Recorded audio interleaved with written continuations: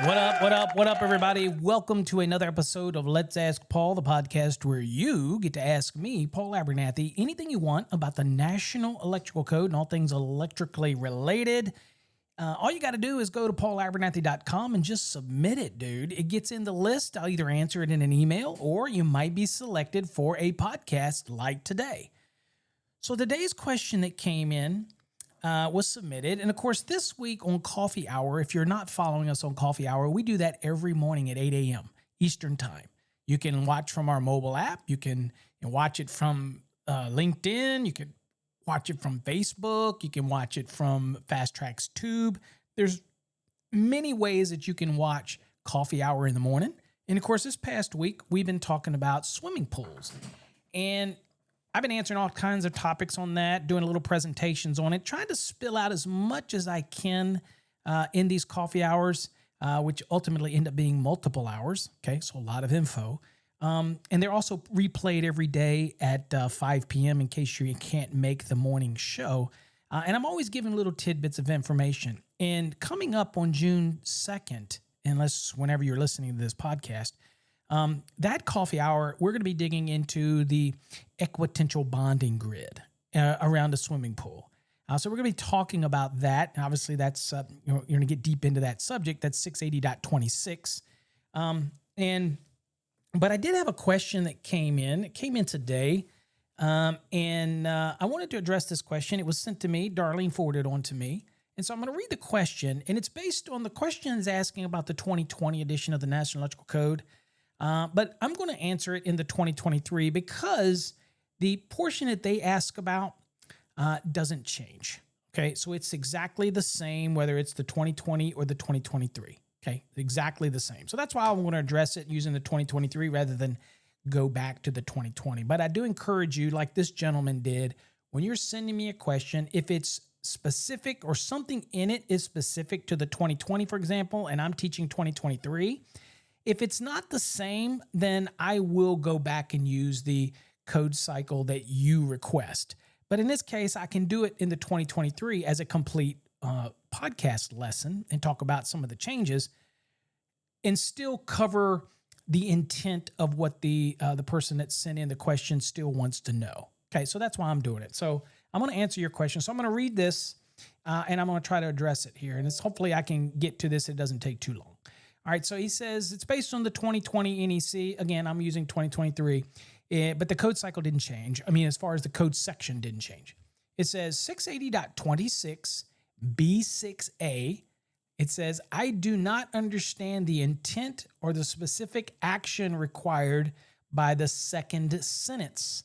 Okay, so there's second sentence in 680.26 B6A that this gentleman's not understanding. So you're listening to a podcast.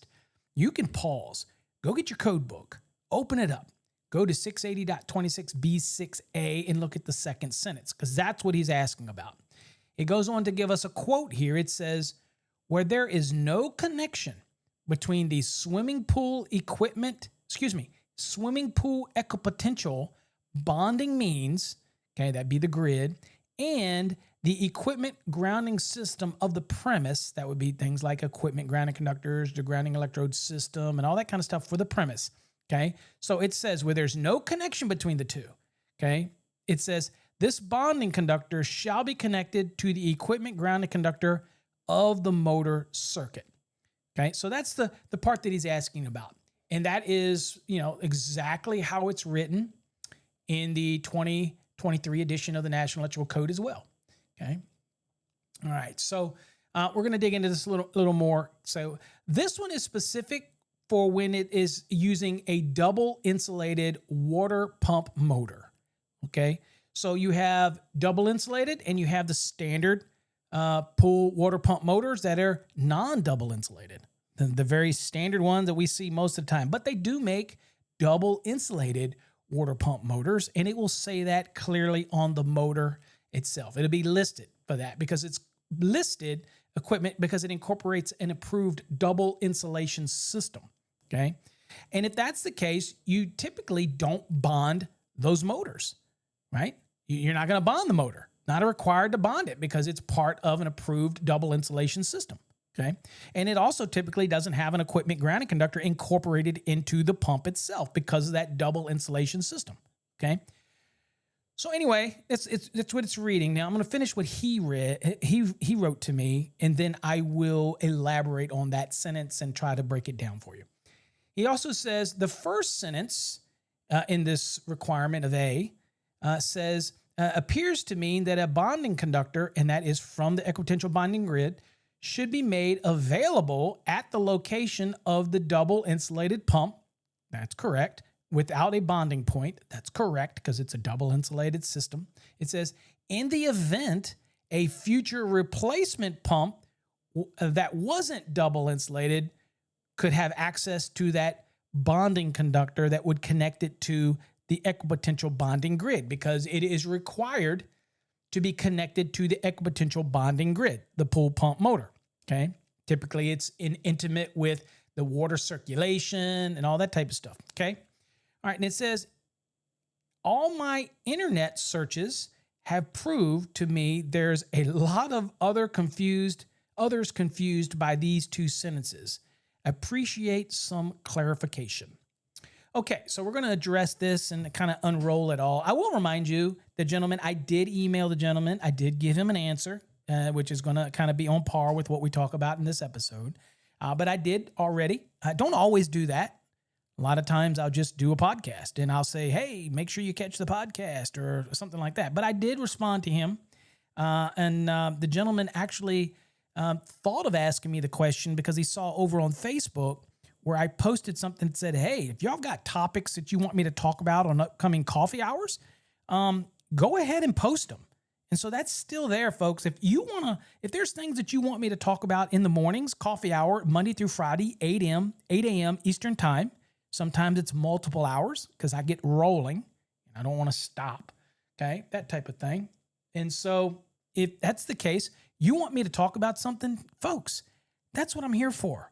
Okay. Yes, I sell courses. Yes, I have to make a living, but I do love answering your questions. And even my haters out there. I got a lot of haters out there. For some reason, I don't know where they all came from, but everybody's got them. But they seem to, the funny thing I get about it is they still watch my stuff. So, so at the end of the day, I guess I'm the one that gets the last laugh in all that scenario, right? But hey, haters are welcome. Feel free. I'm going to teach you something too. Don't worry. Even though you're a hater, I'm going to teach you something. All right, so let's unpack this thing. So 680.26b6 is talking about electrical equipment. And basically it says the metal parts of the following electrical equipment shall be bonded. Okay, so that is kind of new language to the 2023, but basically what it's saying is you have electrical equipment. This electrical equipment is going to be located within 5 foot, measured horizontally from the inside wall of the pool. Okay. Unless there's some kind of permanent barrier that separates it. So if there isn't, so measuring horizontally, any electrical equipment that is going to be within 5 feet, measured horizontally from the inside wall of the pool, or where it is 12 feet measured vertically above the maximum water level. And remember, maximum is where the water will flow out of the system, not normal water level, which is the low point of the skimmer, because the skimmer is going to keep it from getting, that's the normal water level. Maximum water level is what would it be if it overflowed out of the pool? You get what I'm saying?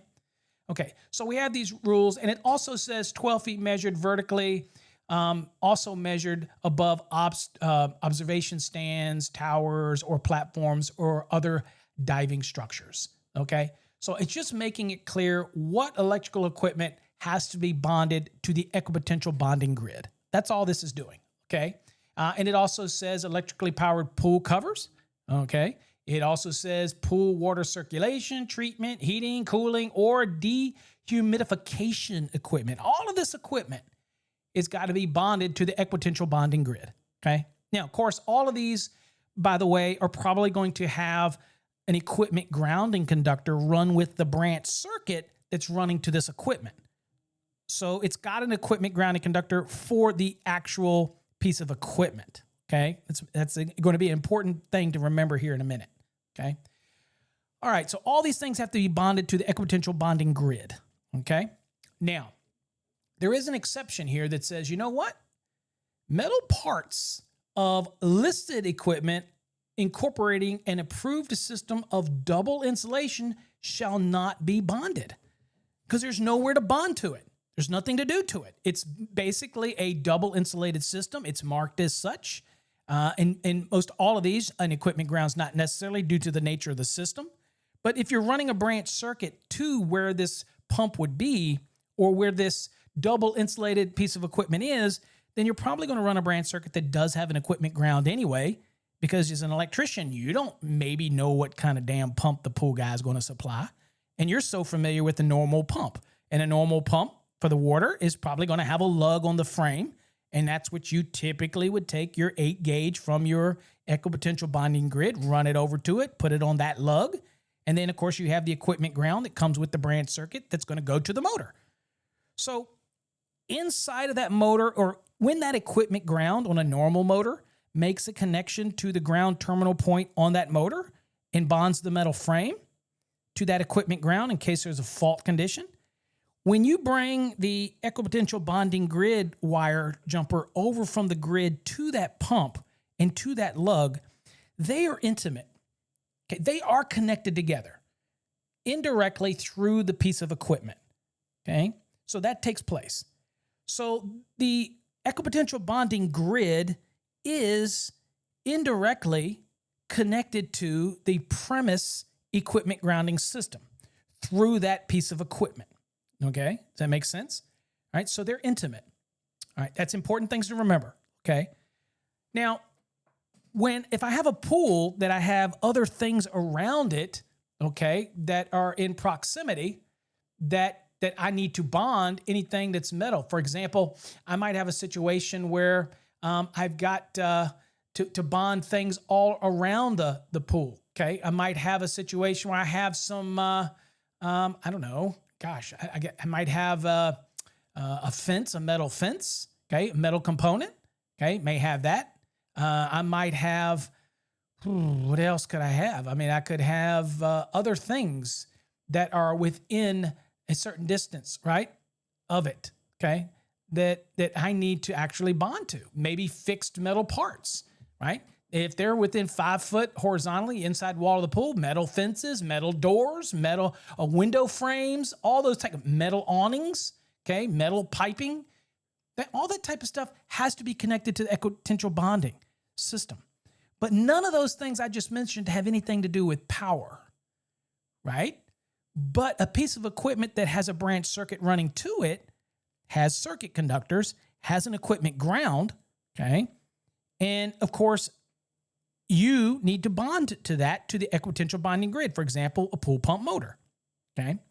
All right, so getting back to this. So if you look at 680.26 B6A, it's talking specifically about a double insulated water pump motor, okay? And this is really what the crux of this question this gentleman's asking.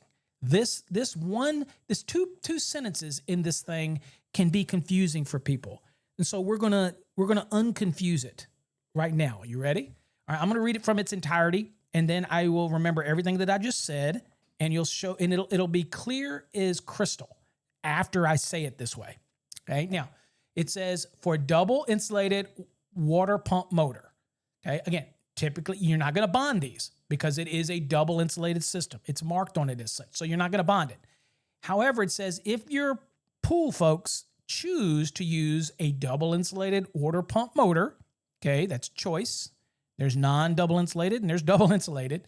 It says where a double insulated water pump motor is installed under the provisions of this rule, and we're talking about this rule here where it would require to have the 8 gauge run over to it from the Equipotential bonding grid.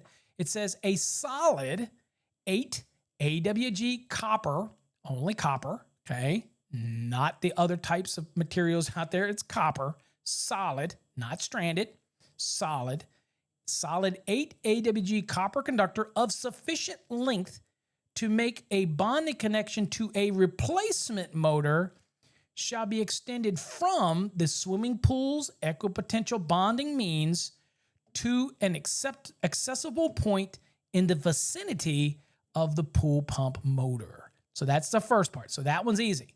So basically what it's saying is, look, It doesn't matter whether you have a double, it doesn't matter whether you have a double insulated water pump or not.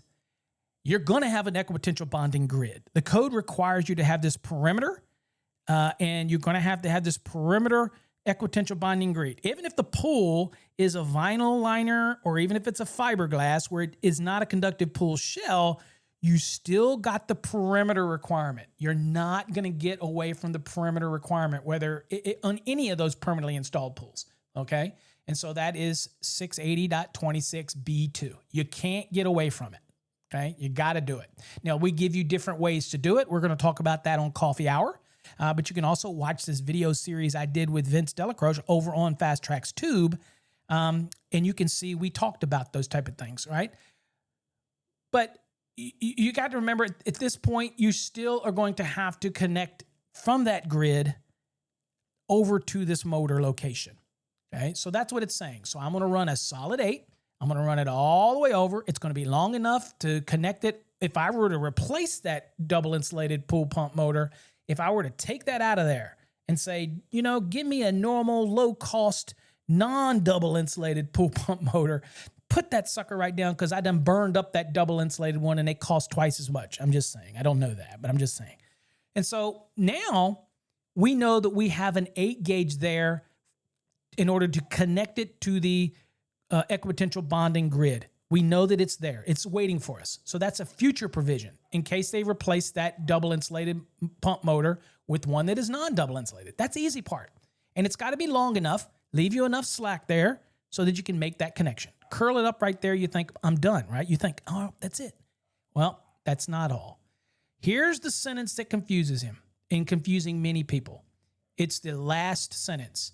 The last sentence says, where there is no connection between the swimming pool equipotential bonding means and the equipment grounding system for the premise, if there is no connection between them, then it says this bonding conductor, and again, that's the one from the grid, the 8 gauge solid copper that we're running over to the motor location.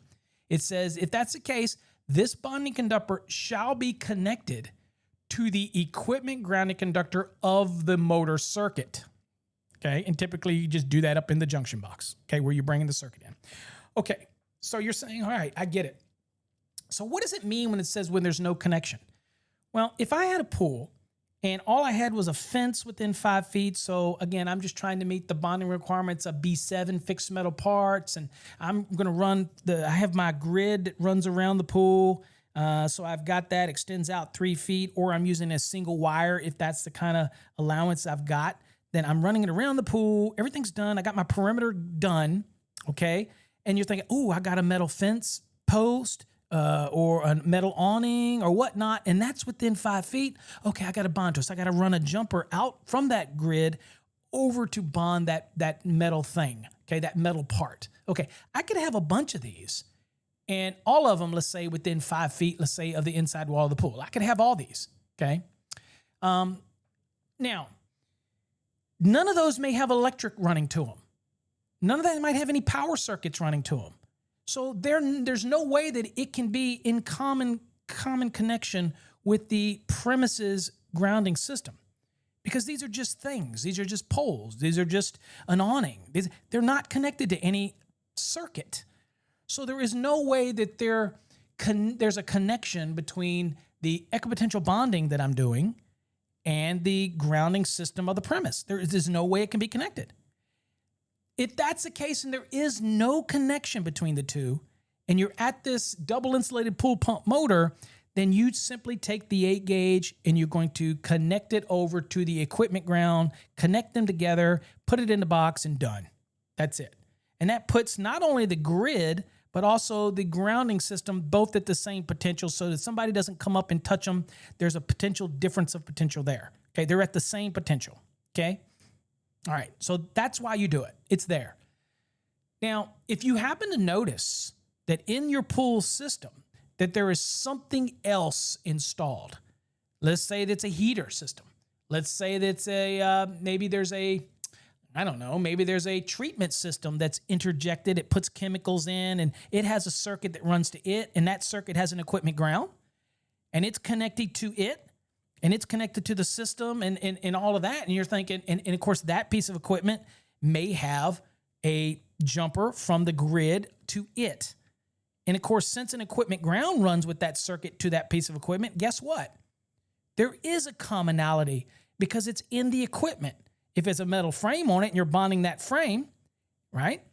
If you're doing that, if that's a metal part, obviously that's within 5 feet horizontally, let's say, or if it in the 2023 code, if it is a pool treatment system, then it's required to be bonded, then you already have that intimate connection.